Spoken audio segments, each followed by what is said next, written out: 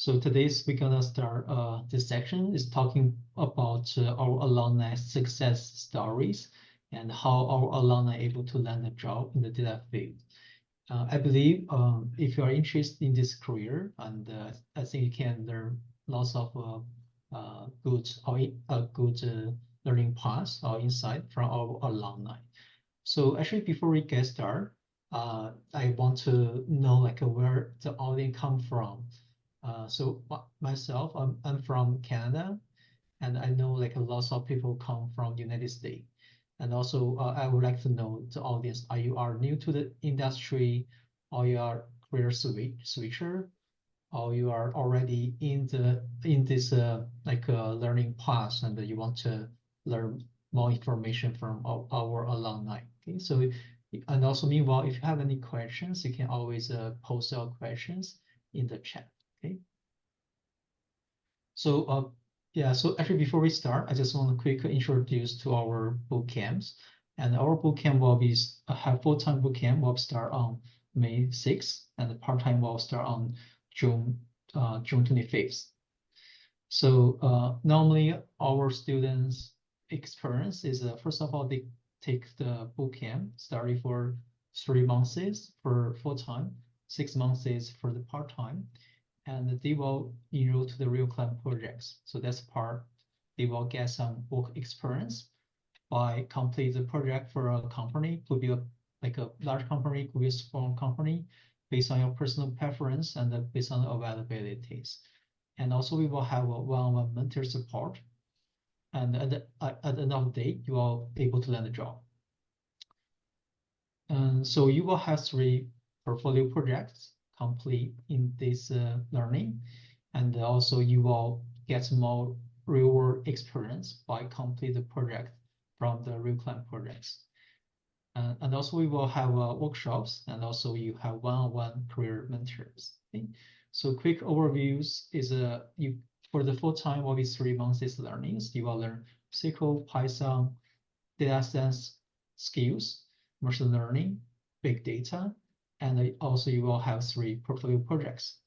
And you will automatically enroll to the real client projects, and also you will receive one-on-one career mentoring. The difference between the full-time and part-time will be 6 months, like 10 hours per week, and you will learn SQL, Python, data scientist skills, and machine learning, big data, and also 3 profile projects. The only difference is the client project is optional. So now I want to introduce our alumni, and so Tony is one of our alumni who graduated from last year. Tony, are you there? Hey Adam, yeah, I'm here. Hi, how are you? Yeah, I'm doing good, doing good. Okay, yeah, so I will leave us a little bit some introductions. Thank you. Yeah, sure. So just a little bit about myself. Graduated from Ryerson University back in 2022, where I was studying for a business degree, majoring in marketing. Data analytics was the area that I was most interested in. So it's the career path that I was pursuing since I graduated. I started my career first at Canada Computers as a supervisor, and then I transitioned to TD afterwards, where I was working part-time while attending school. In my final year of uni, I interned at Canadian Tires on the e-commerce team, and then I transitioned to a full-time position as a business analyst. Afterwards, I decided to continue my studies, and then I went on to get my diploma for data science at WeCloudData. And then afterwards, I found my current job where I'm currently working as a senior analyst at PC Financial. So for now, we also want to learn a little bit details about your current jobs. You can just give us a little bit big picture, like about your current job. Thanks. Yeah, so at my current job, I'm currently working on the fraud team. And in a nutshell, what I do is I review data from the past week or the previous day. And depending on what trends I find, I would write rules to block and try to stop any future fraud transactions from happening. And most of the skills I use are mainly SQL. Also, there is another question. What's your favorite part of the program? So for me, I think that the favorite part of the program was getting some hands-on experience and doing or being able to see results from a lot of the data science projects that we worked on. And I think that being able to actually learn new technical skills was also a huge part of what I liked about the program, because originally that's why I actually joined, because I felt that I was lacking in terms of SQL and Python and everything. Because after graduating, the extent of my knowledge was just being able to use Excel. So yeah. Okay, thank you. I have another question. I think it's a little bit more professional. So how much data cleaning is done on SQL compared to Python? I think Tony Um, mentioned it's yeah, probably sorry. mainly on the SQL. Yeah. How much data cleaning is done on SQL compared to Python? So for my current job, all the data that's given to me is already cleaned, or it's already prepared and ready for me to use. So in terms of that, I don't really know how to answer you. But I think that you can really use both of them to do data cleaning. It's just kind of preference. And then moving on, do you have any referrals for this job? No, I didn't have any referrals for this job. It was just purely through blind applying to as many jobs as I can, and then responding to whatever invited me to an interview. So what data tools, skills do you apply in your daily works? Yeah. So for my current role, the main tool that we use is just SAS. But we're gonna be getting rid of that and migrating over to Google Cloud Platform. So that's exciting coming up. But most of it is just using SQL to write rules. And yeah, I would say 99% of the job is just using SQL. And yeah, so this is also very general questions, like how much preparations did you do before joining the bootcamp, or any, like how soon, how long, like before, how long, how much studies, self-studies did you done before the bootcamp? Yeah, so I think before you can actually join the bootcamp, you'll have to meet with the program manager, where they'll kind of do like a little interview with you to assess your skills, why you want to join, and everything like that. She prepared me by giving me like a step guide on what to do and what to learn first before joining the program, to make the transition going into the program much easier. So just speak with whoever the program manager is. Okay, great. I have a question on the chat. Is how your job different from data analysis? Actually, Tony is a senior data analysis on Mhm. her his positions. So I would say that on the day-to-day, the level of SQL that you're using is pretty basic. A lot of just selecting this from this table and blocking.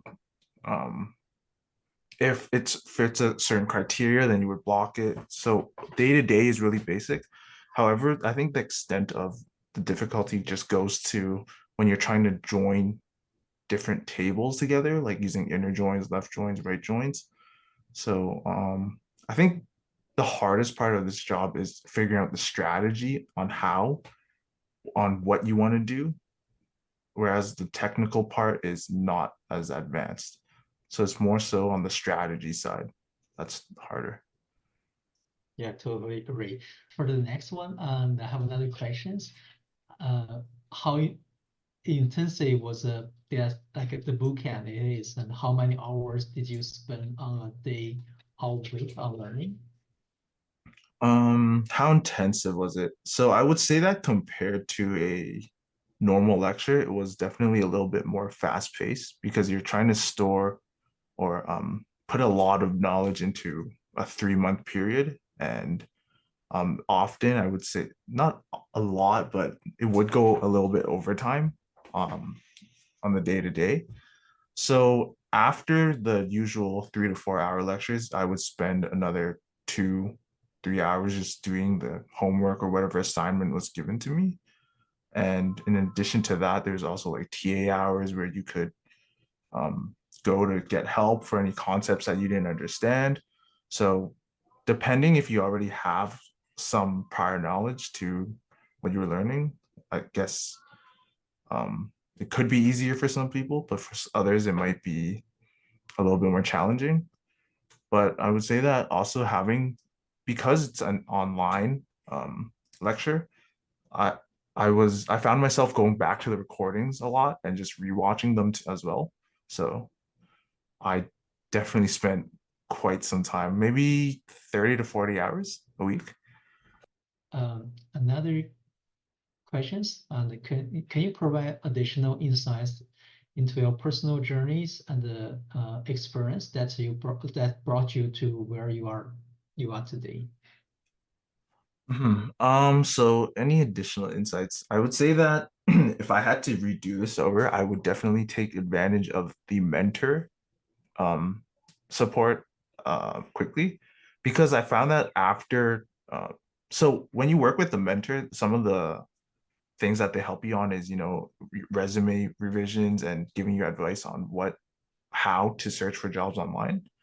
So I found that after I met with my mentor, that's when I started seeing a lot more responses from a lot of employers. For example, just doing something as simple as waking up early and applying to jobs as fast as possible can get you noticed a lot more easily. And I found that that's when I really started seeing a lot of responses from companies. And yeah, I think that taking advantage of the mentorship program is definitely something to do. Yeah, great. Yes, actually, yeah, totally agree. So there will be lots of strategy or interview skills our mentor can share you. But totally agree. So if your resume is not give you interviews, then definitely there's some work we should do with that. Uh, and also yeah, and also about this stay patience. If you are in the middle of job search, and you may have to stay a little bit patient to get interviews. But if your interview just never hear back from like for a month, so probably something you have to improve on your like a resume side. Great.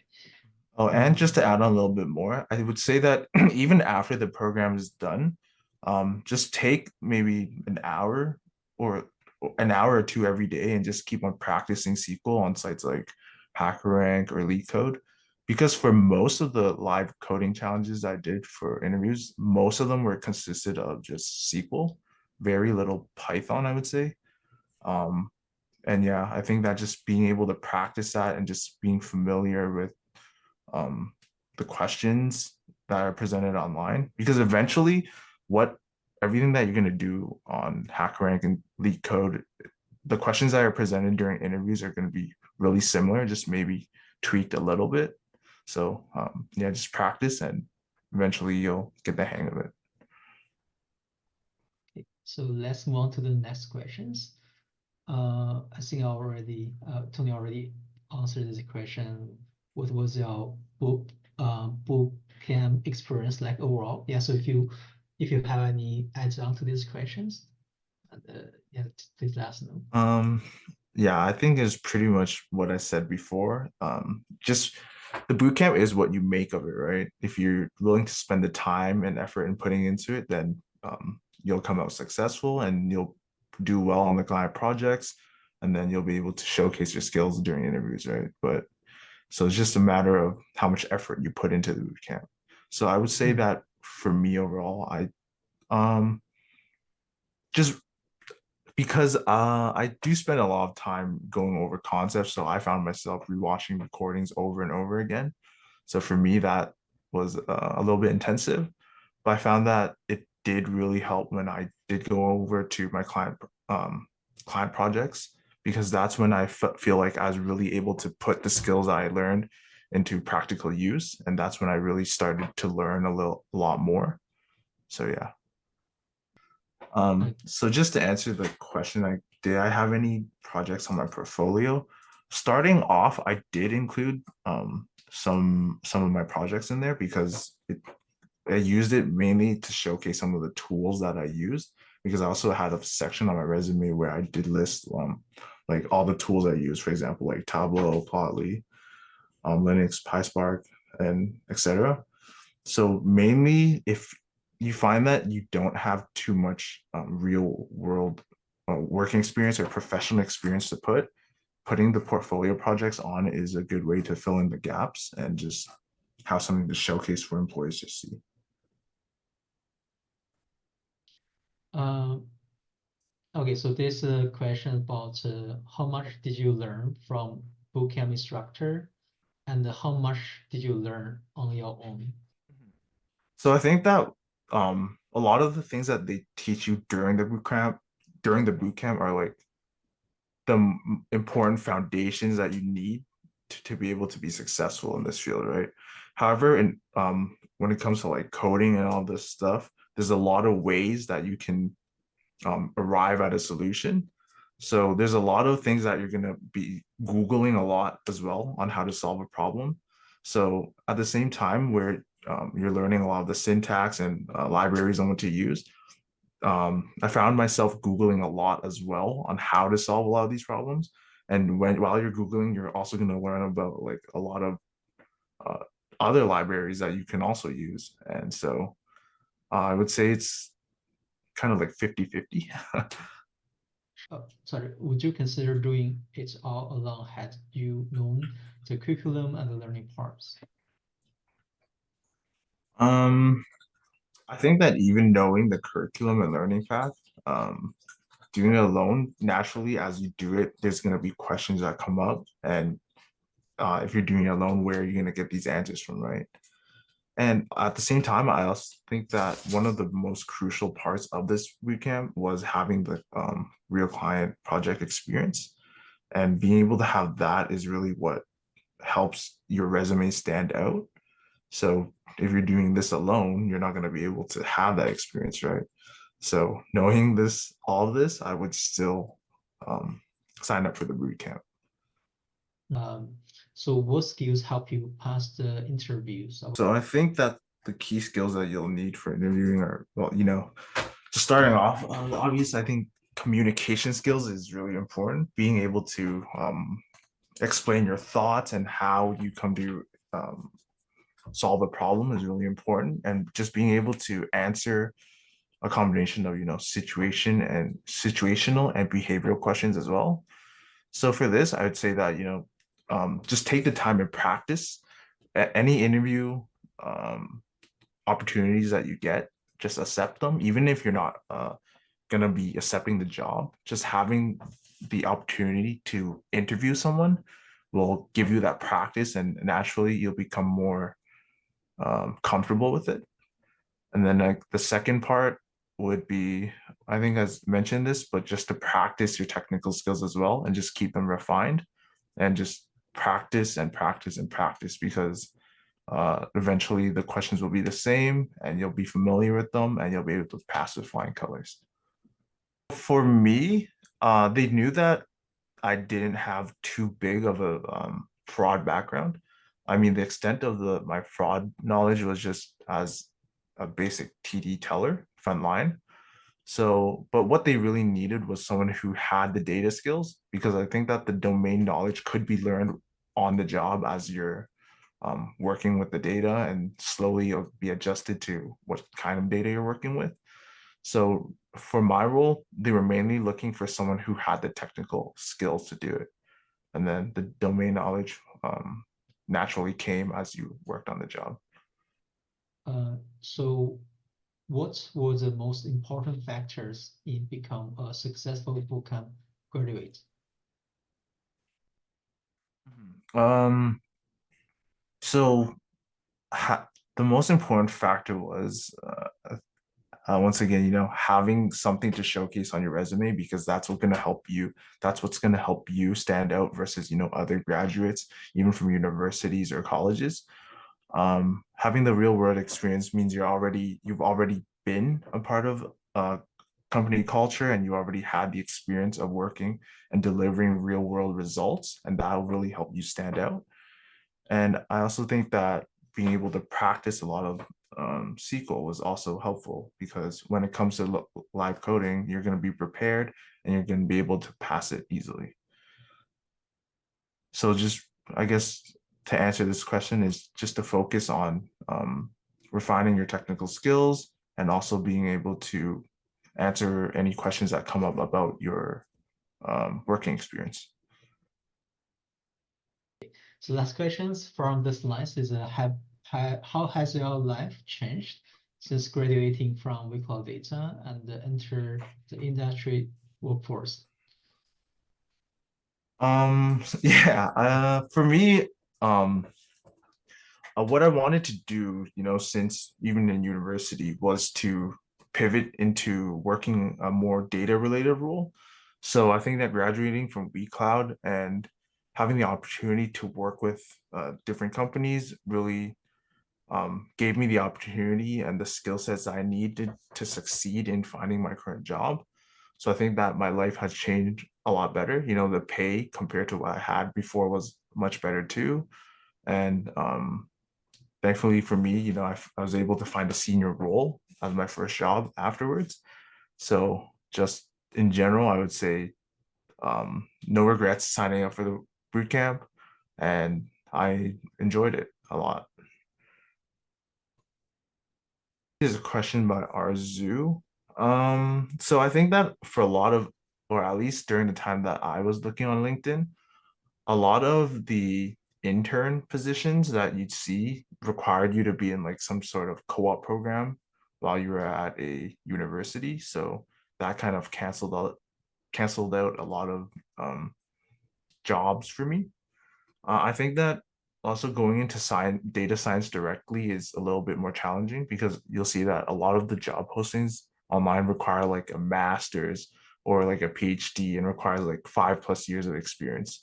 So I think that definitely data science roles are a little bit more senior and for people who have been in the field for a while.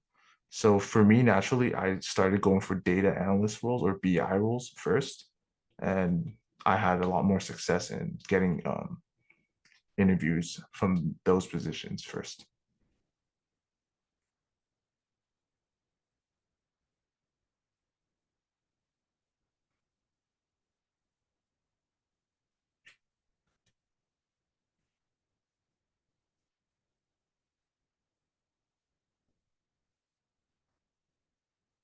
Yeah, no problem.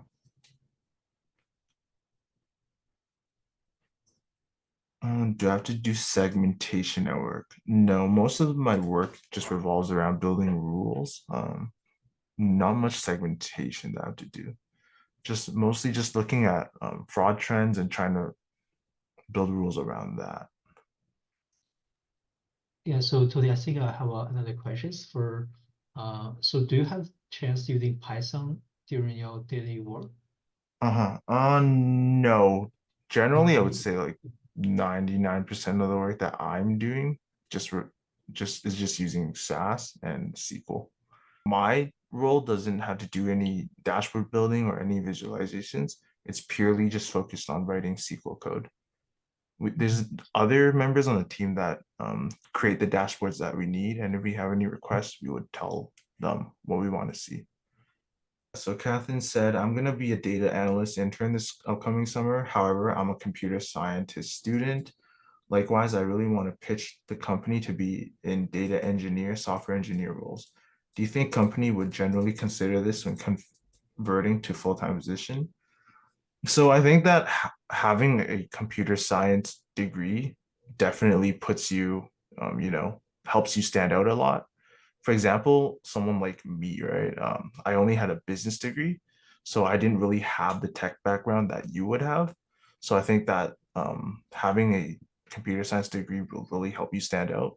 And in addition to the uh, real world experience from the client projects that you're gonna get, you're gonna be a pretty good candidate, and it'll definitely help you get noticed more than a lot of other people trying to pivot into this role. So yeah, I think that it's definitely something you can talk about with your company. And yeah, I think that should be good. And then Katie also asked the question, do they want you to work an exact number of hours per week, or is that flexible as long as you get the work done?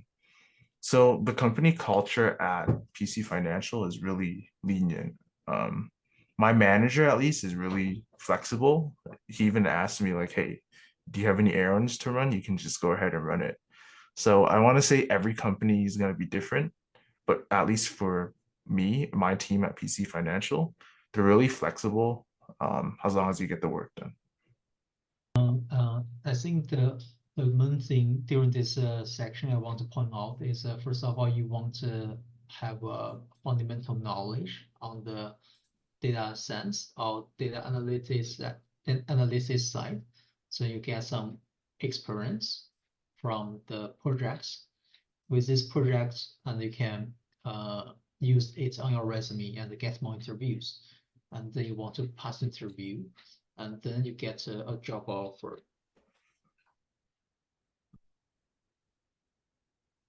Oh, I have, yes, I think Tony, Katie have another questions. Do you want to answer that question?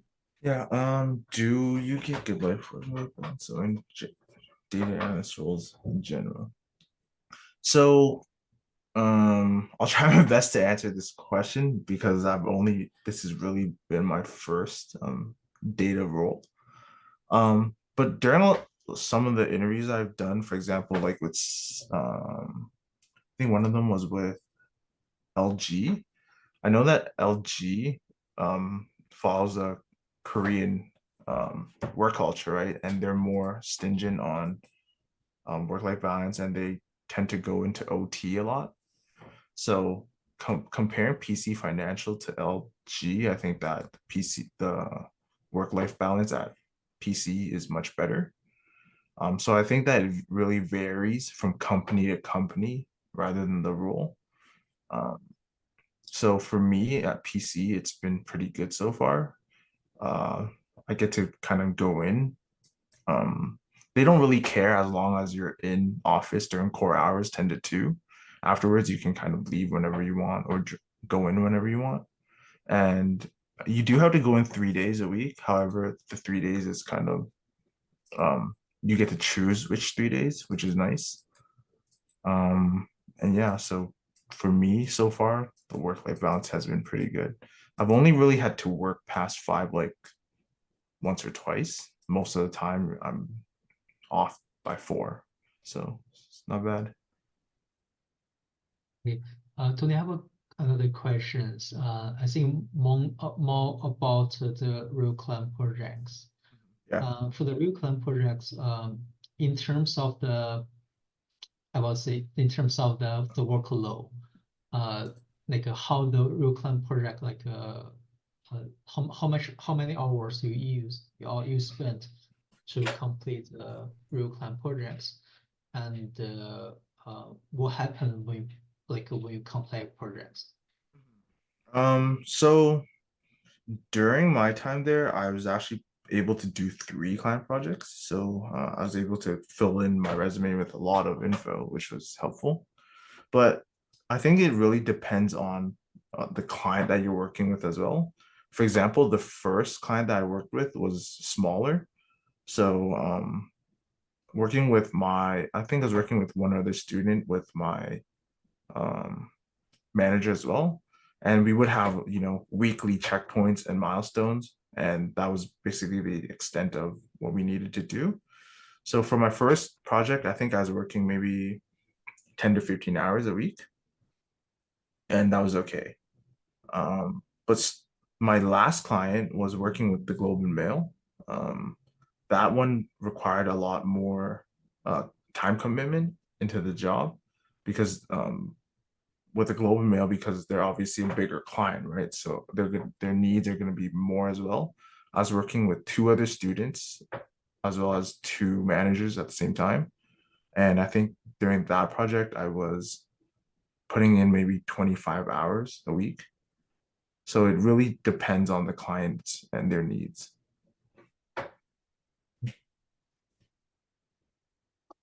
Um, So at end of the project, like, will you receive some feedback, or do you able to evaluate how you done during this progress? Yeah, so for example, working at the Globe and Mail, right? There was a senior on the Globe and Mail team that would kind of we had a Jira dashboard set up, and then they would hand out work to the three consultants working on the team, myself included.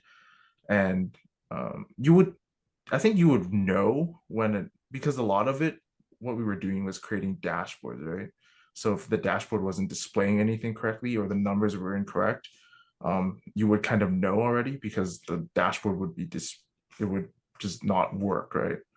So if you had any questions, you could kind of ask them for feedback, ask the senior, hey, is what I'm doing, does it look correct?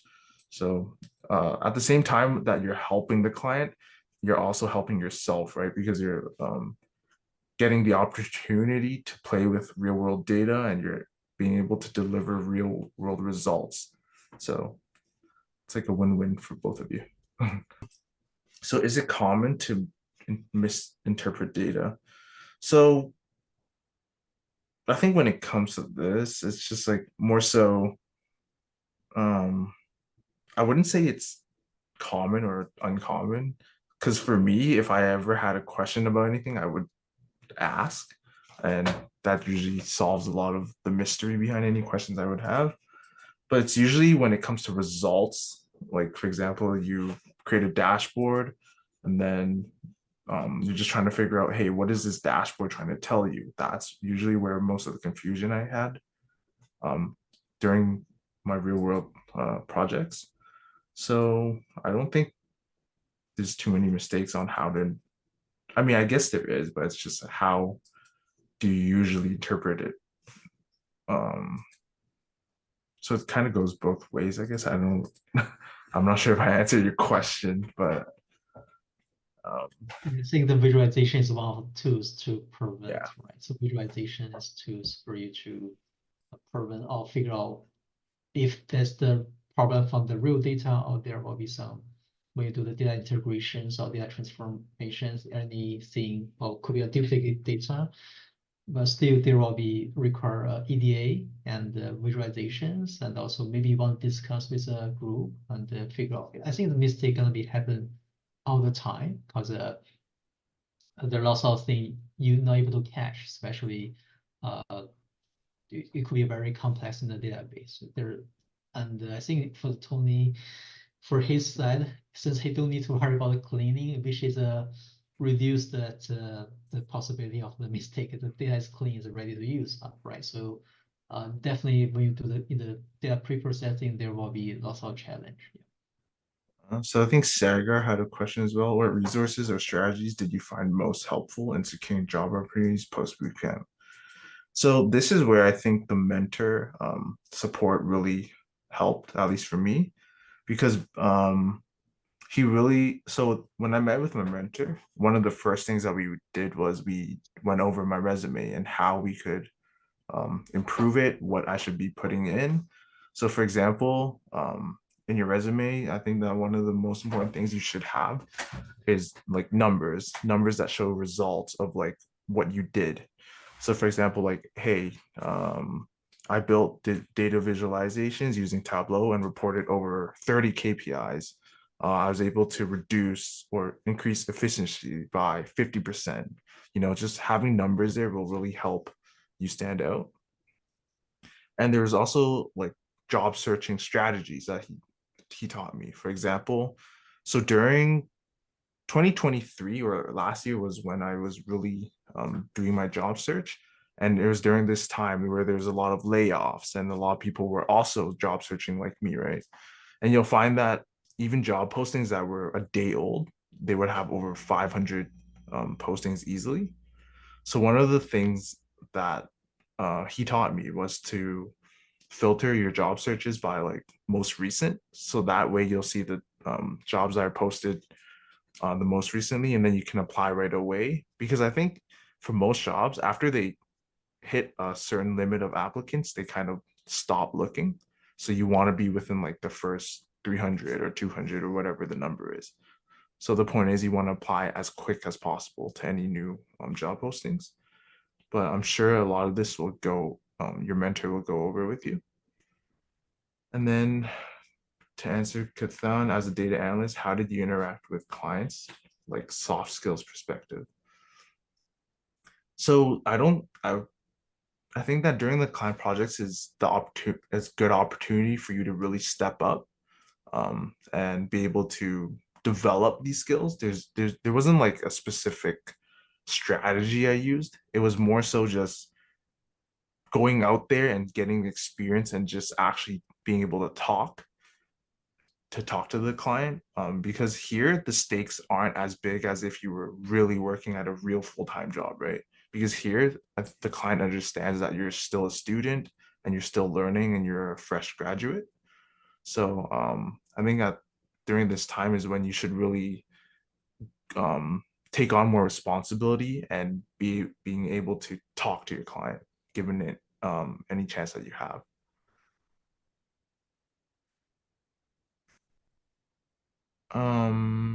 Katie asks, are all data analyst roles client facing? So for my role, I don't really deal with any clients because I'm just really working internally and working within the company and building rules. So for me, I'm not really doing too much client facing. However, I know that there are other data analyst roles that my friends are in where they'll have to create dashboards and then they'll have to present it to stakeholders within the company, whether it's to managers or senior management or executives. So it really depends on what your role is and what your responsibilities are. If there are no more questions, I will call it today, end of this event. Again, Tony, thank you for you to join this event, and again, congratulations for your job. Again, thank you everyone. So let me stop recording.